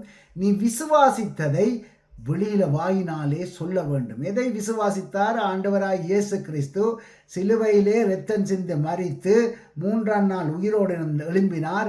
எங்களை மீட்கும்படியாக இரத்தம் சிந்தினார். எங்களுடைய மீறுதல்கள் எல்லாம், எங்களுடைய பாவங்கள் எல்லாம் சிலுவையிலே மன்னிக்கப்பட்டு அவருக்குள்ளாக நாங்கள் ரட்சிப்பை பெற்றுக்கொண்டோம் என்பதை சொல்ல வேண்டும். வாயினால் அறிக்கை பண்ண வேண்டும். தெரியாதவருக்கு சொல்ல வேண்டும். ஆத்தும ஆதாயம் பண்ண வேண்டும். இதை செய்கிறவர்கள் அவர்கள் ரட்சிக்கப்பட. ஏன் இதை செய்ய வேண்டும்? ஏன் இருதயத்தில் நீங்கள் விசுவாசிக்க வேண்டும்? 10ஆம் வசனம். இருதயத்திலே விசுவாசிக்கணும் மாத்திரம்தான் நீதி உண்டாகும். இருதயத்தில் விசுவாசம் இல்லாமல் உங்களோட நீதி, என்னுடைய நீதி எல்லாம் வீண். இருதயத்திலே நீ விசுவாசிக்க வேண்டும். ஏன் வாயினாலே அறிக்கை பண்ண வேண்டுமாம்? ரட்சிப்பு உண்டாக வாயினாலே அறிக்கை ஒன்றோம். கர்த்தருக்கு பிரியமானவர்களே, நாங்கள் அந்த இருதயத்திலே விசுவாசித்தால் நிச்சயமாக நீதியாக நடப்போம். நாங்கள் ஒருபோதும் அநீதியாய் நடக்க மாட்டோம். இன்றைக்கு அநேகர் அநீதியாக நடக்க காரணம் என்ன? வெளியில கிறிஸ்தவன், இருதயத்திலே விசுவாசிக்கவில்லை. நாங்கள் ரட்சிக்கப்பட்டிருக்கிறோம் என்று சொல்லியும் நாங்கள் நீதியாக நடக்கவில்லை என்றால் அதனுடைய அர்த்தம் நாங்கள் ரட்சிக்கப்படவில்லை. மேல்வீட்டு அறையிலே தேற்றற வாழ்னுக்கு காத்திருக்கிறாங்க சீஷர்கள். பழைய ஏற்பாட்டு ரட்சிப்பில் இருந்தவர்கள் இப்ப என்ன ரட்சிப்புக்குள்ள இருக்கிறாங்க தெரியுமா? பழைய ஏற்பாட்டு ரட்சிப்பிலே இருக்கிறார்கள். பழைய ஏற்பாட்டு ரட்சிப்பு என்றால் என்ன? அது நியாய பிரமாணத்தோடு சம்பந்தப்பட்டது. அந்த பழைய ஏற்பாட்டு பலியோடு சம்பந்தப்பட்டது. ஆனால் அந்த இடத்துல தான் அவர்கள் மாறுகிறார்கள். புதிய ஏற்பாட்டு ரட்சிப்புக்குள்ளே கடந்து வருகிறார்கள். பழைய ஏற்பாடு ரட்சிப்பு என்று சொல்லுகிறது வித்தியாசம். புதிய ஏற்பாடு ரட்சிப்பு என்பது வித்தியாசம். பழைய ஏற்பாட்டு ரட்சிப்பை விளங்கிக் கொள்ளுங்க. முன்னோக்கி பார்த்து ரட்சிக்கப்படுகிறது. தீர்க்கதரிசிகள் சொல்லுகிற முன்னோக்கி என்னென்ன காரியம் நடக்கப் போகிறது என்று சொல்லி ரட்சிக்கப்படுவது. முன்னோக்கி பார்த்து இந்த பூமிக்கு இப்படி நடக்கும், அப்படி நடக்கும், இப்படி நடக்கும் சொல்லி அதை பார்த்து ரட்சிக்கப்படுகிறது தான் பழைய ஏற்பாட்டு ரட்சிப்பு. பலிகளை கொடுத்து ரட்சிக்கப்படுகிறது. எங்களுடைய பாவங்களையும் சாபங்களையும் எவ்வளவுண்டு கணக்கிட்டு எல்லாம் பார்த்து அதுக்கு அளவெடுத்து முன்னு கொண்டே நாங்கள் ஒரு ஆட்டுக்கடாவையோ ஒரு மாட்டையோ கொடுத்தால் அது அடிக்கப்பட்டு இரத்தம் சிந்தினால் எங்களுக்கு ரட்சிப்பு வருவது. புதிய ஏற்பாட்டு ரட்சிப்பு இன்றைக்கும் முன்னுக்கு பார்த்து ரட்சிக்கப்படுகிறார்கள். எதை பார்த்து ரட்சிக்கப்படுகிறார்கள் தெரியுமா? நரகம் இப்படி இருக்க போகிறது, நரகத்து வேதனை இப்படி இருக்க போகிறது, பரலோகத்தில் இவ்வளோ ஆசீர்வாதம் இருக்க போகுது, இந்த பூமியில் உண்டை கொடுத்தா 10 கிடைக்கும். இன்றைக்கு அப்படியான ரட்சிப்புக்குள்ளே தான் அநேகர் வருகிறார்கள். அல்லது சுகம் கிடைக்கும், அற்புதம் கிடைக்கும், அடையாளம் கிடைக்கும், அப்படி ரட்சிப்பு. புதிய ஏற்பாட்டிலே முன்னுக்கு நோக்கி ரட்சிப்பை பார்ப்பதில்லை. பழைய ஏற்பாடு முன்னோக்கி பார்க்கிறது, புதிய ஏற்பாட்டிலே பின்னோக்கி பார்க்க வேணும். நடந்ததை பார்த்து ரட்சிக்கப்பட வேணும். என்ன நடந்தது? 2000 ஆண்டுகளுக்கு முன் எனக்காக, உங்களுக்காக, எங்கள் பாவங்களுக்காக என்னுடைய பழைய மனுஷனை இயேசு கிறிஸ்து கொண்டு போய் சிலுவையிலே அறைந்தார். நாங்கள் அவருடைய இரத்தத்தினாலே நாங்கள் சுகமானோம், அவருடைய இரத்தத்தினாலே மீட்கப்பட்டோம், அவருடைய இரத்தத்தினாலே ரட்சிக்கப்பட்டோம். அவருடைய காயங்கள் அத்தனையும் என்னுடைய பாவங்களின் நிமித்தம் வந்தது. அவர் எங்களை சிலுவையிலே ரட்சித்தார் என்று சொல்லி அந்த பின்னோக்கி பார்த்து எங்களுக்காக ஒருவர் ரட்சிப்பை தந்தார் என்று இயேசுவை பார்த்து ரட்சிக்கப்பட வேண்டும். இதுதான் புதிய ஏற்பாடு ரட்சிப்பு. அவர் அடக்கம் பண்ணப்பட்டார், 3ஆம் நாள் உயிரோடு எழுந்தார். அதே மாதிரி நாங்களும் மரித்தாலும் நித்தியத்துக்குள்ளே கடந்து போவோம். கர்த்தருக்கு பிரியமானவர்களே, ஆனபடியால் வேதம் சொல்லுகிறது, தேவனால் பிறக்கிறது எல்லாம் இந்த உலகத்தை ஜெயிக்கும். நம்முடைய விசுவாசமே உலகத்தை ஜெயிக்கும், ஜெயம் என்று சொல்லுகிறது. விசுவாசிக்கிற யாவரும் தேவனால் பிறந்திருக்கிறார்கள். கர்த்தருக்கு பிரியமான 1 யோவான் 5ஆம் அதிகாரம் 4ஆம் வசனம். 1 John chapter 5 verse 4. 1 யோவான் 5:4 தேவனால் பிறப்பதெல்லாம் உலகத்தை ஜெயிக்கும். தேவனால் பிறக்கிறது எல்லாம் உலகத்தை ஜெயிக்கும். அப்ப நாங்கள் புதிய சிருஷ்டியாய் மாறுகிறோம் என்றால் இந்த உலகத்தை ஜெயிக்கிறோம். உலகத்தை ஜெயிக்கிறது என்றால் என்ன? மாம்சத்தின் இச்சை, கண்களின் இச்சை, ஜீவனத்தின் பெருமை, இந்த 3ஐயும் ஜெயிக்கிறோம். நம்முடைய விசுவாசமே உலகத்தை ஜெயிக்கிற ஜெயம். நம்முடைய விசுவாசம் அது என்னென்று உலகத்தை ஜெயிக்கிற ஆண்டவர் அல்ல, என்னுடைய விசுவாசம் உலகத்தை ஜெயிக்கிற ஜெயம். நாங்கள் தான் இந்த உலகத்தை கலக்குகிறவர்கள். வேதம் சொல்லுகிறது, நாங்கள் தான் இந்த உலகத்தை ஜெயிக்கிறவர்களாம். அழகாய் சொல்லுகிறது, நாங்கள் தான் என்ன, அது வேதம் ஒரு இடத்துல சொல்லுது, நீங்கள் என்ன தலைகீழாய் மாற்றுகிறவர்கள். இந்த உலகத்தை ஜெயிக்கிறோம்னு சொன்னால் தலைகீழாய் மாற்றுறவர்கள், மீண்டும் மீண்டும் பிறக்கிறவர்கள், புதிய சிருஷ்டிகள், ரட்சிப்பை பெற்றவர்கள். ஆனபடியால் இந்த ரட்சிப்பை பெற்றவர்கள் அல்லது மீண்டும் பிறந்தவர்கள் யார் என்று நீங்கள் பார்த்தால் அவர்கள் தேவன் கொடுத்த வாழ்க்கையை பெற்றவர்கள். டிவைன் லைஃப், வேதத்தில் சொல்லுது டிவைன் லைஃப். அவர்கள் நித்திய வாழ்க்கையை பெற்றவர்கள். இட்டர்னல் லைஃப், அழிவில்லாத வாழ்க்கையை பெற்றவர்கள். இன்கரப்டபிள் லைஃப், தோற்கடிக்க முடியாத வாழ்க்கையை பெற்றவர்கள். அன்டிஃபீட்டபிள் லைஃப், அழிக்க முடியாத வாழ்க்கையை பெற்றவர்கள். இன்டஸ்ட்ரக்டிபிள் லைஃப். அப்போ இப்படியானதுதான் புதிய சிருஷ்டியாய் இருக்கிறது. கர்த்தருக்கு பிரியமானவர்களே, கர்த்தருக்குள்ளே நாங்கள் இதற்காகத்தான் நாங்கள் பிறந்தோம். இதற்காகத்தான் கர்த்தருக்கு நாங்கள் நன்றியை செலுத்த வேண்டும். அதற்காகத்தான் விசுவாசம். புதிய சிருஷ்டியின் ஆவி, ஆத்துமா, சரீரத்தின் முடிவு எங்கே? நாங்கள் ஒருவேளை நினைக்கக்கூடும், புதிசாய் பிறந்தவர்கள் அல்லது ரட்சிக்கப்பட்டவர்கள் அல்லது மீட்கப்பட்டவர்கள், இதோடு எங்களுடைய முடிவு என்ன? ரட்சிக்கப்பட்ட ஒருவருடைய ஆவியாத்துமா சரீரத்தின் முடிவு என்ன? எங்கே போவோம் நாங்கள்? எங்களுடைய அறிவின்படி அப்படியோ பரலோகம்தான் அடுத்தது, நித்திய ஜீவன் தான். இல்லை, இந்த சிருஷ்டிப்பிலே இன்னொரு சிருஷ்டிப்பு கடந்து வரப்போகிறது, இன்னொன்று வரப்போகிறது. எங்களுக்கு தெரிந்திருந்தாலும் நாங்கள் அது ஒரு சம்பவமாய் நடக்குதா என்றதை நாங்கள் அதை அறிந்து கொள்ள வேண்டும், நாங்கள் அதை பார்க்க வேண்டும். ஆனபடியால் கர்த்தருக்கு பிரியமானவர்களே, ரட்சிக்கப்பட்டிருக்கிறோம் என்பதை நிச்சயம் எப்போ தெரியும் என்று தெரியுமா? அதான் வேதம் சொல்லுகிறது, முடிவு வரையும் நிலைத்து நிற்கிறவனே ரட்சிக்கப்படுவான் என்று சொல்கிறது. அர்த்தம், சரியான அர்த்தம் என்ன? சரியான உண்மை என்ன? சரியான முடிவு என்ன? நாங்கள் மீட்கப்பட்டிருக்கிறோமா? நாங்கள் புதிய சிருஷ்டியாக இருக்கிறோமா? நாங்கள் பரலோகம் போவோமா? நாங்கள் ரட்சிக்கப்பட்டவர்கள் தான் எங்களுக்கு பரலோகத்தில் எங்களுக்கு இடம் இருக்குதா? அது என்னென்று எப்போ தெரியும் என்றால், இயேசு கிறிஸ்து ஒரு நாள் வருவார். அவர் வருகிற நாளிலே மரித்த சரீரங்கள், மரித்த ஆவியாத்துமால சரீரங்கள் என்ன செய்யும்? அந்த வைக்கப்பட்ட கல்லறைகளில் இருந்து எழும்பும். எல்லாரும் எங்களுடைய சரீரத்திலே எழும்பும். இந்த எழும்புற சரீரத்தோடு எங்களுடைய ஆவி ஆத்துமா இந்த வந்து அந்த ஆவியும் ஆத்துமாவும் தேவனிடத்தில் இருந்து வைக்கப்பட்டு பாதுகாத்து வைக்கப்பட்டிருக்கிறது. இயேசு கிறிஸ்து வரும்போது அது வந்து இந்த சரீரத்தோடு இணைய வேண்டும். எங்கள் சரீரத்தோடு எங்கள் ஆவி ஆத்துமா வந்து இணைய வேண்டும், சேர வேண்டும். ஒரு நாள் அது சேர வேண்டும். முதலாவது அந்த ஆவியும் ஆத்துமாவும் வந்து சரீரத்தோடு இணைந்தால்தான் எங்களுக்கு ரட்சிப்பே இருக்கிறது. அது மூன்றும் ஒன்றாக இணைய வேண்டும். அப்படி இணையாவிட்டால், மூன்றும் ஒன்றோடு சேராவிட்டால் அதில் பூரண புதிய சிருஷ்டி காணப்பட மாட்டாது.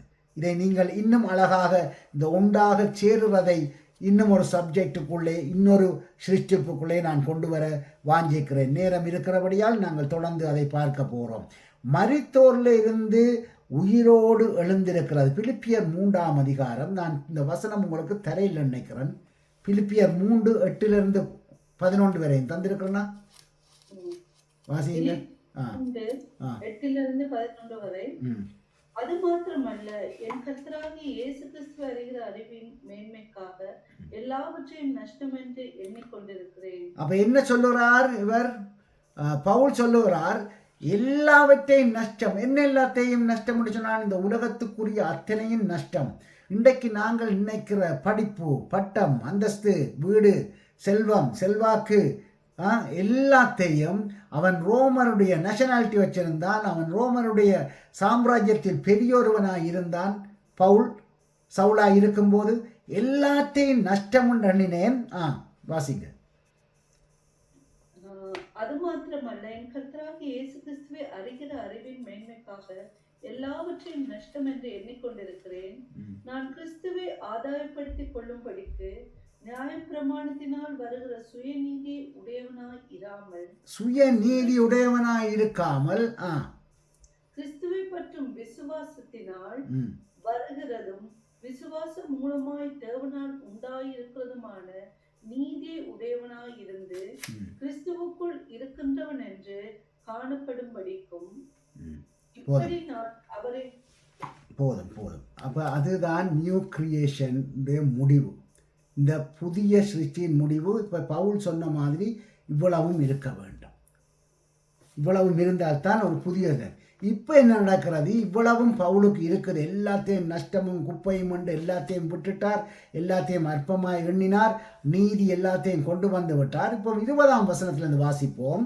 20-21 வரையும். பிலிப்பியர் 3:20-21. நம்முடைய குடியிருப்பு பரலோகத்தில் இருக்கிறது. எங்களுடைய குடியிருப்பு எங்க இருக்கிறது? பரலோகத்தில் இருக்கிறது. அங்கே இருந்து கர்த்தராய் இருக்கிற இயேசு கிறிஸ்து என்னும் இரட்சகர் வர எதிர்பார்த்து கொண்டிருக்கிறோம். அவர் எல்லாவற்றையும் தமக்கு கீழ்ப்படுத்தி கொள்ளத்தக்க தம்முடைய வல்லமையான செயலின்படியே நம்முடைய அற்பமான சரீரத்தை தம்முடைய மகிமையான சரீரத்துக்கு ஒப்பாக மறுரூபப்படுத்துவார். பாருங்க, இப்ப புதிய சிருஷ்டியா வந்த சரீரம், ஆவி, ஆத்துமா மூன்றும் பரலோகம் போவதில்லை என்று நான் சொன்னேன்.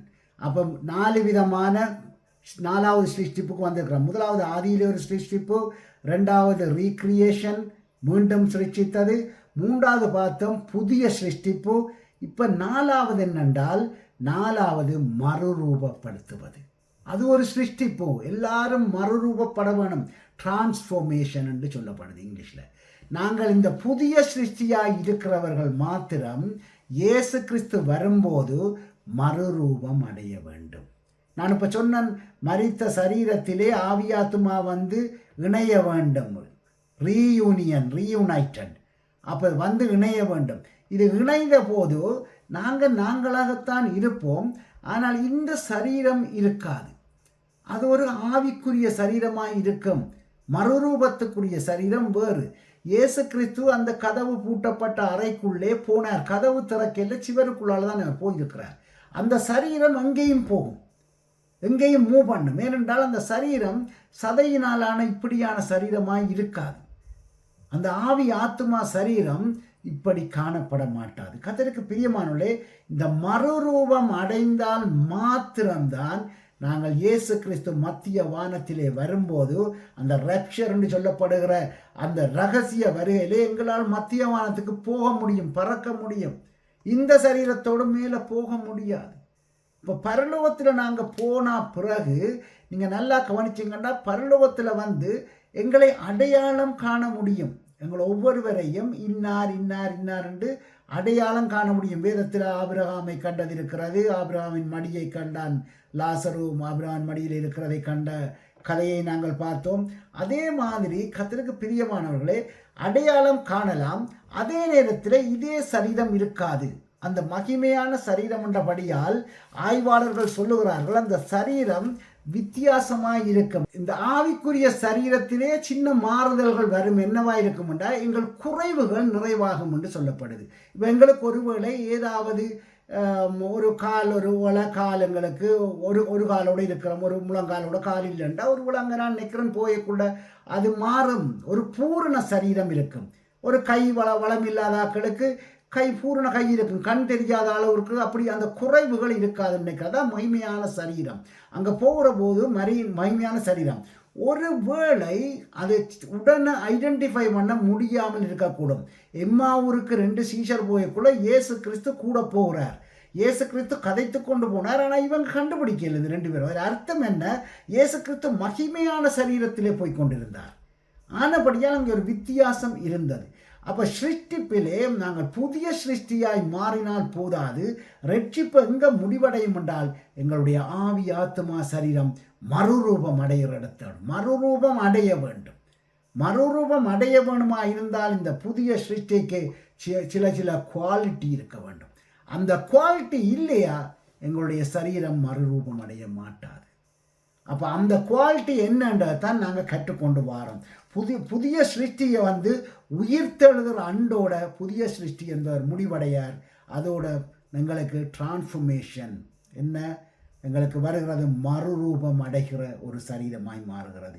இதுதான் கிறிஸ்தவ வாழ்க்கை, இதுதான் கிறிஸ்தவ இலக்கு. எங்களுடைய இலக்கு என்ன? நாங்கள் மறுரூபம் அடைகிற சரீரமாய் ஓடிக்கொண்டிருக்கிறோம். நாங்கள் ரட்சிக்கப்பட்டு பரலோகம் போகிற ஓட்டம்தான். ஆனால் எங்களுடைய ரட்சிப்பின் ஓட்டம் மறுரூபம் அடைகிறதா இருக்க வேண்டும். நாங்கள் மறுரூபம் அடைந்து விட வேண்டும். இப்போ கேள்வி என்னண்டா, நீங்கள் புதிய சிருஷ்டியாக மாறி இருக்கிறீங்களா? உங்களுடைய சொந்த அனுபவம் உங்களில் மாற்றங்கள் இருக்குது என்று உங்களால் சொல்ல முடியுமா? நான் பழைய ரட்சிக்கப்பட முதல் ஞானம் எடுக்க முதல் இந்த ஆண்டவரை அறிய முதல் இருந்த மனுஷன் இப்போது நான் எந்த அளவு மாறி இருக்கிறேன், எங்களிலே எந்தளவு வித்தியாசம் இருக்கிறது. நாங்கள் எங்களுடைய அன்றைய நாள் வாழ்க்கைக்கும் இன்றைய நாள் வாழ்க்கைக்கும் வித்தியாசம் இருக்கா? அன்றைய நாள் பேச்சுக்கும் இன்றைய நாள் பேச்சுக்கும் வித்தியாசம் இருக்கா? கர்த்தருக்கு பிரியமானவர்களே, ஒருவரும் ஒருவரை குற்றச்சாட்ட தேவையில்லை, குறை சொல்ல தேவையில்லை. நாங்களே எங்களை தீர்மானிக்கலாம். உங்களுடைய உள்ளத்தில் யோசித்து பார்த்தால் இந்த காரியத்தில் நான் இன்னும் திருந்த வேணும். ரட்சிக்கப்பட்டுட்டான், புதிய சிருஷ்டியான், கொஞ்சம் கோபம் வருது, திடீரென்று ஒரு கோபம் வருது, சின்ன ஒரு எரிச்சல் இருக்கிறது, சின்ன ஒரு கசப்பு இருக்கிறது, சின்ன ஒரு மன்னியாத தன்மை இருக்கிறது. என்ன காரியம் குறைவாக இருக்கிறதோ நீங்களே உங்களை சோதித்து பாருங்கள். இந்த வசனத்தை வாசித்து பாருங்கள். ஆண்டவர் சொல்லுகிற பரிசுத்த ஆவியானவர் இந்த நாளில் உங்களுக்கு சொன்ன ஒவ்வொரு வசனத்தையும் உங்களோடு ஒப்பிட்டு பாருங்கள். நீங்கள் தேவனோடு ஒப்புரவாகி இருக்கிறீங்களா? நீங்கள் புதிய சிருஷ்டியாக மாறிய அந்த அனுபவம் உங்களுக்குள்ளே இருந்தால் பவுல் சொன்னது போல எனக்கு லாபமானதை எல்லாத்தையும் விட்டுருக்கிறீங்களா? உங்களுக்கு லாபம் என்று சொல்லுகிற படிப்பை விட்டுட்டீங்களா? உங்களோட பட்டங்கள், உங்களோட செல்வங்கள் இதுகள் எல்லாத்தையும் நீங்கள் ஒன்றுமே வேண்டாம், ஆண்டவர் போதும் என்று இருக்கிறீங்களா? இல்லாட்டி இன்னும் ஓடி உழைச்சி சேர்க்கணும் என்று இருக்கிறீங்களா? உங்களை பார்க்க உங்களுக்கு தெரியும், என்ன பார்க்க எனக்கு தெரியும். பழைய எல்லாவற்றையும் நஷ்டமும் குப்பையும் என்று எண்ணினீங்களா? நாங்கள் அதை விட்டு விடாட்டி இன்னும் நாங்கள் புதிய சிருஷ்டியாய் மாறவில்லை. சின்ன பிழைகள் இருந்தால் அது என்ன நடக்கும் என்றால் மறுரூபமாக மாட்டோம். புதிய சிருஷ்டி என்று நாங்கள் ஓடிக்கொண்டிருக்கிறோம் கிறிஸ்தவ வாழ்க்கையிலே, ஆனால் நாங்கள் மறுரூபமாக மாட்டோம். இயேசு கிறிஸ்து வருகிற வேளையில் அந்தரப்படுவோம், ட்ரை பண்ணுவோம், எல்லாம் செய்வோம், ஆனால் சரீரம் மறுரூபமாகாட்டி இந்த 80 கிலோ தூக்கி கொண்டு பறந்து மத்தியவனத்துக்கு போகவே இயலாது. மறுரூபமாகிறது என்றதனால் காற்று மாறி அப்படியோ மாற வேணும். அவருடைய சத்தம் கேட்கணும். இந்த காதில் கேட்காது இந்த சத்தம். அவர் வருகிற எக்கால சத்தம் எங்களை காதில் கேட்க வேணும். எல்லாருக்கும் கேட்காது. கிறிஸ்துவுக்குள் புதிய சிருஷ்டியாக இருக்கிறவர்களுக்கு, சரியாக இருக்கிறவர்களுக்கு 100% கேட்கும். ஆனபடியினாலே இந்த காரியங்களை நாங்களே எங்களுக்குள்ளே விசாரித்து அறிந்து, எங்களை நாங்கள் சோதித்து அறிந்து, மற்றவர்கள் சோதிக்க வேண்டிய அவசியம் கிடையாது. எங்களை நாங்கள் சோதித்து அறிவோம். அறிந்து நாங்கள் எங்களுக்குள்ளே ஒரு முடிவை எடுத்து, நாங்கள் அந்த எந்தெந்த இடத்துல வீக்காக இருக்கிறோமோ, எந்தெந்த இடத்திலே எங்களுக்கு இன்னும் தெரிந்தவன் நினைக்கிறோமோ, அதை எங்களை திருத்தி கொண்டால் கர்த்தருக்குள்ளே ஆசீர்வாதத்தை காண முடியும். ஆமென். நாங்கள் ஒரு ஜெபம் பண்ணி முடிக்க போகிறோம். ஒரு ஜெபம் பண்ணுவோமா? இந்த வேளையில் ஜெபம் பண்ணுவோம். ஜெபம் பண்ணுங்க. ஸ்தோத்திரங்கள் ஆண்டவரே, எங்களை அதிகமாக நேசிக்கிறதான எங்கள் பரலோகத்தின் தகப்பனே, இந்த அருமையான இந்த இரவு வேலைக்காய் உங்களுக்கு நாங்கள் நன்றி சொல்லுகிறோம். ஆண்டவரே, நாங்கள் ஆண்டவரே வேறு வேறு இடங்கள்ல இருந்தாலும் இந்த நேரத்திலே நாங்கள் ஒருமனப்பட்டு உங்களுடைய சத்தியத்தை அறிந்து கொள்ள நீங்கள் தந்ததான பெரிதான சலாக்கியத்துக்காக உங்களுக்கு நன்றி என்று சொல்லுகிறோம். ஆண்டவரே, இந்த வேத படிப்பின் மூலமாக நாங்கள் அநேக காரியங்களை அறிந்து கொள்ளவும், ஆண்டவரே இன்னுமான காரியங்களை நாங்கள் இன்னும் வருகிற நாட்களிலே அறிந்து கொள்ளவும் நீர் எங்களுக்கு கிருபை செய்யும்படி ஜெபிக்கிறோம். இந்த வேத பாடகத்தை ஆண்டவரே கர்த்தாவே படிப்பிக்கிறதான, ஆண்டவரை இதை போதிக்கிறதான அருமையான எங்களுடைய ஆண்டவரே ஆவிக்குரிய தகப்பனை நீங்கள் ஆசீர்வதிங்க, பலப்படுத்திக் கொள்ளுங்க. இன்னும் கர்த்தாவே நாங்கள் அறியாத காரியங்களை எங்களுக்கு கற்றுத்தர நீர் எங்களுக்கு கிருபை செய்யும்படியா நாங்கள் ஜெபிக்கிறோம்.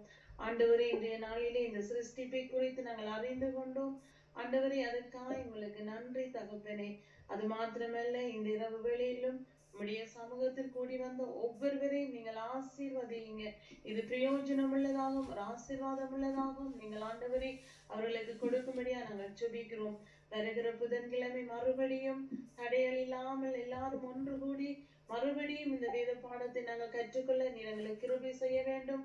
அதுவரையும் உங்களுடைய சமாதானம், உங்களுடைய பாதுகாப்பு, உங்களுடைய கிருபை, உங்களுடைய வழி நடந்து எங்கள் ஒவ்வொரு குடும்பங்களோடும், தூர தேசங்களில் இருக்கிறதான ஒவ்வொரு குடும்பங்களோடும் கர்த்தாவே நீங்கள் பாதுகாத்து வழிநடத்தி ஆசீர்வதிக்கும்.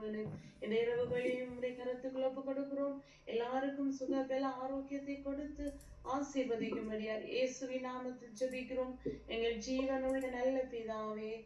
ஆமென், ஆமென், ஆமென், ஆமென். எல்லாரும் சேர்ந்து சொல்லுவோம். என் ஆத்துமாவே கர்த்தரை ஸ்தோத்தரி, என் முழுமே அவருடைய பரிசுத்த நாமத்தை ஸ்தோத்தரி. என் ஆத்துமாவே கர்த்தரை ஸ்தோத்தரி, அவர் செய்த சகல உபகாரங்களையும் நன்மைகளையும் என்றென்றும் மறவாது. ஆமென். நம்முடைய பிதாவாகிய தேவனுடைய அன்பும் குமாரனாகிய இயேசு கிறிஸ்துவினுடைய கிருபையும் பரிசுத்தாவியானுடைய அந்யோன்யமும் ஐக்கியமும் எங்கள் அனைவரோடும் இன்றும் என்றும் சதா காலமும் ஆண்டவராகிய இயேசு கிறிஸ்துவின் வருகை மட்டும் கூட இருப்பதாக. ஆமென், ஆமென். கர்த்தர் உங்களை ஒவ்வொருவரையும் ஆசீர்வதிப்பார். Thank you very much.